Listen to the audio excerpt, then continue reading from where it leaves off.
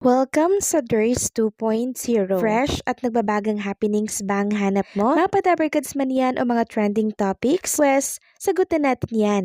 Kaya naman isubscribe nyo na ang ating channel para sa mga nagbabagang balita everyday. Welcome back again sa ating YouTube channel mga Kadabarkads, and for today's video ang pag-uusapan natin ay tungkol sa mga importanteng kaganapan sa loob at sa labas ng Itbulaga. Unahin natin ang pag-appear ni Yunyil Kim sa Sugod Bahay mga kapatid na kung saan ay pinag-uusapan hanggang ngayon. Maraming nagsasabi na sobrang bagay daw si Yunyil Kim sa naturang segment. Umani din ito ng good feedback sa mga Dabarkads and syempre sa mga casual netizen. Sabi nila sana daw dito na ilagay si Yunyil Kim para kakaibang experience naman dahil masyadong nag-enjoy talaga ang mga Dabarkads natin kahapon. So si Yunyil Kim hindi lang po siya pogi mga ka-Dabarkads, marunong din talaga siyang makisakay sa joke and syempre marunong po siyang makibagay. And speaking of Yunyil Kim mga Kadabarkads, mamaya na po ang second leg ng baka sakali cafe tour nila with Eunice Janine. Kaya sana'y supportahan natin sila. So 6:30pm Fedel Cafe, 8pm Brutal by Wadots, and syempre 9:30pm Creevy Central, at ang last stop nila ay sa Clowns Republic by 10:30pm. Kaya see you there mga Kadabarkads. Samantalang eto na po ang pinakaantay ng lahat, ang pag-appear at muling pagbabalik ng mga singing queens natin dito po sa By Request. Ngayon yung March 13 ha, Friday, 4pm. So exclusive lamang ito sa mga naka-VIP pass. Kaya sana po ay naka-VIP pass na kayo. Pwede po kayong mag-request doon ng mga pwedeng kantahin ng mga singing queens natin. Marami na po nakakamiss ngayon sa mga singing queens. Ilang linggo na ba natin silang hindi nakikita na magkakasama ng buo sa Eat Bulaga stage. Matagal-tagal na din, no? Pero meron din kasing tinatrabaho ang mga SQ natin. Kasama po sila sa Lenten Special. Kaya madalas na rin pong hindi natin sila nakikita sa programang Eat Bulaga. Siguro pagtapos po ng taping, pwede na natin silang makita kahit na paminsan-minsan. Samantalang next topic naman tayo, pag-usapan natin itong pinost ni Boss Joe De Leon kahapon na kung saan ay picture nilang dalawa ni Ian Veneracion 45 years ago. Sabi niya nga dito, 45 years ago, ngayon ako na ang sasakay sa balikat nitong si Ian Veneracion. Ngek, then nag-comment po dyan si Ian Veneracion, sabi niya, Daddy. Nag-reply si Boss Joey na, Oy, Jeffrey, how are you up there? Happy for you wherever you are. So si Ian Veneracion po mga Kadabarkads yung laging kinukwento ni Boss Joey De Leon sa Eat Bulaga. Samantalang Jerome Ibardome update naman tayo mga Kadabarkads. Ayon nga po kay Ma'am Christina Ignacio, get ready daw for an unforgettable evening of music as Jerome Ibardome takes the stage with a Wish Band. Yun po yung makakasama natin by April 9.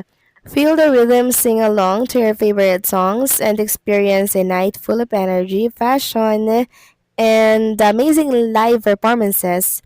Whether you're a longtime fan or just looking for a great night out, this is a concert you won't want to miss. So, April 9 yan, syempre 2026, venue SM Muntinlupa Cinema 1, time 3 to 6pm.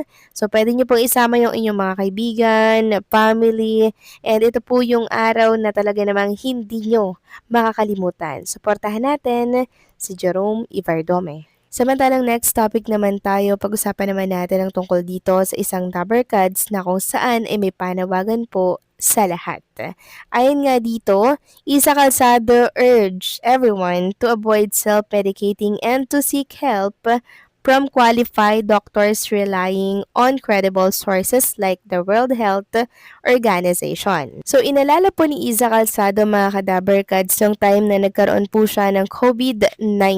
Sabi nga dito, recalling her COVID-19 journey, Isa Calzado reminds everyone to prioritize one's health. In a media forum called Long COVID Conversation held November 17, 2025 in Quezon City, the award-winning actress highlighted key lesson from her experience.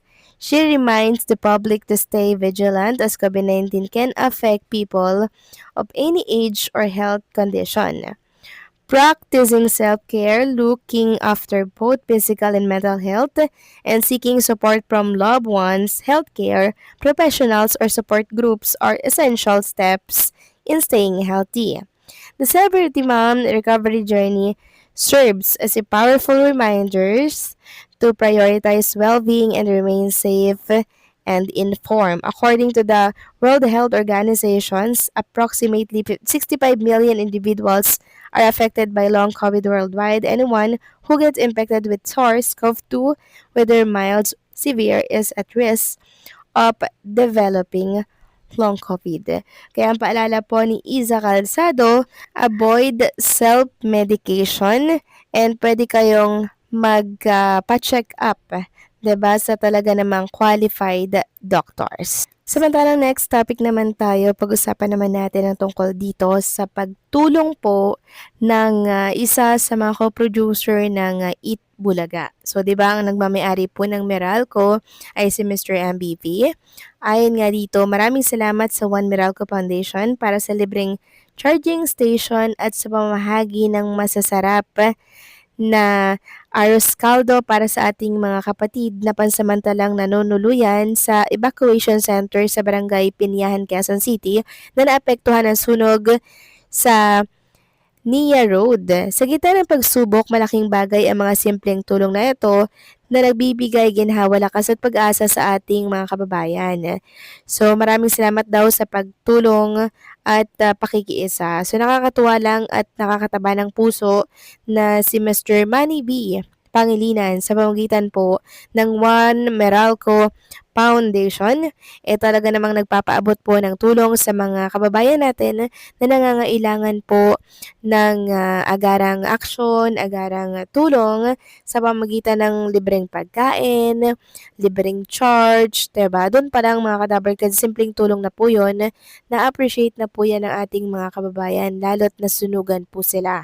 Bukod pa po ito mga kadabarkad sa ibinigay ni Mr. Manny B. Pangilinan na libreng tawag para naman ito sa mga OFW natin na apektado po sa giyera dyan po sa Middle East. And i-extend pa ito ni Mr. Manny B. Pangilinan kung kinakailangan pa ng tulong. Samantalang next topic naman tayo, pag-usapan naman natin ang tungkol dito sa ini-issue po ng iba na nagtitipid na daw po ang Itbulaga dahil dalawang segment daw yung inalis sa programa. Yung clones open, tapos yung therapy. So nawalan daw po ng mahaba-habang exposure yung mga clones natin na kung saan ay nakakontrata po sa naturang programa. So, naiintindihan ko naman mga kadabarkads kung nagtitipid po ang programang Itbulaga dahil ngayong January, February, March talagang konti lang yung sponsors dito at advertisers. Kaya kinakailangan po talaga ng pagtitipid and matinding budget para po magpatuloy ang kanilang programa. Alam na po yan ng production and normal lang po talagang magtipid dahil sa panahon ngayon sobrang mahal na po ng mga bilihin, ang taas na po ng presyo ng mga gasolina, kaya normal lang magtipid mga kadabarkads.